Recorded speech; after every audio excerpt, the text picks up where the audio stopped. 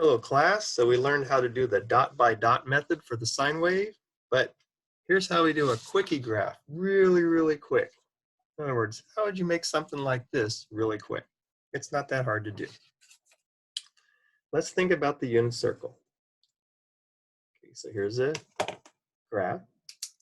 Here's the circle going around.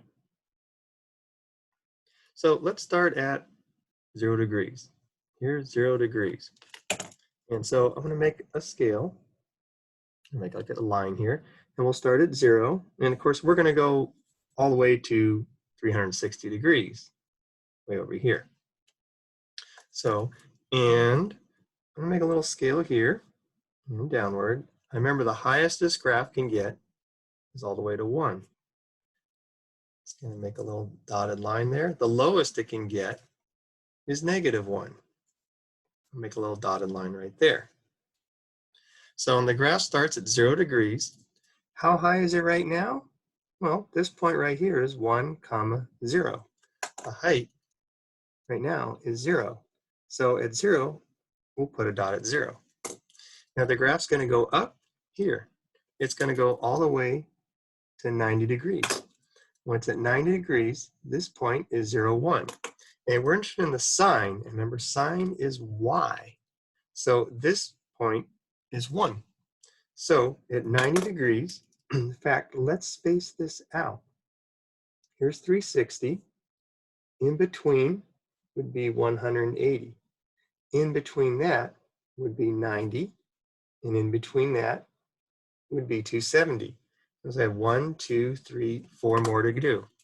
So when we got the 90 degrees, we're at 1. So we're going to go way up here to 1. Then, as we go around, we get over to 180. This point over here, this is -1, 0. Once again, we're interested in just the y's. The y is 0. The sine is the y. 0. 180 is 0. Eventually, it's going to come down here to 270 degrees. Down here, this is 0, -1. So we're interested in the sine, which is the y, -1. So now 270, we're at -1. And eventually we get back to 360, and we're back at 0. So just thinking about these here as you go the way around. 0, 1, 0, -1, 0, 0, 1, 0, -1, 0. And then what we do is we're going to connect it, try to make it rounded. So you kind of come up, and it goes down here, kind of curve it, and back. And you just did one period, one cycle of a sine wave. See how easy that was? If you want to keep going, you could keep going a little bit farther. Many people like to do this in radians. So if you want to do it in radians, you got to go, okay, let's see, radians. This would have been 0. Let's see, all the way around a circle is 2 pi. So 180 is half of that, that's pi. Half of pi would be pi over 2, and in between 1 and 2 would be 1.5 pi. Oh, they don't like to say 1/2 pi, they like to say 3 pi over 2. So if you want to do it in radians, and there's our sine graph. While we're at it, why don't we do the cosine graph? X is cosine of theta. Okay, pause the video for a moment. You draw the cosine graph. Okay, hopefully you have your graph now. You're like, wait, give me a hint. Cosine is the x. Use the x numbers. Okay, fill them in, same scale. I'll wait. Okay, you're back.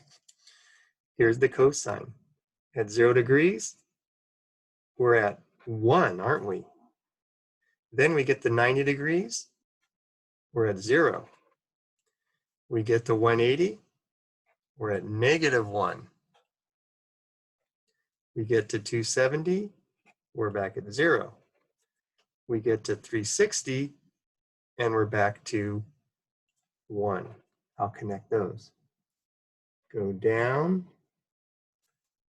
up, and down. Ta-da! You just did one period of the cosine.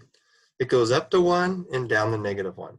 In our next video, we'll learn how do you make it taller or skinnier or wider and move it around, because I've seen waves make different little patterns like in sound waves. Stay tuned. Hopefully you enjoyed it. Try it again on your own.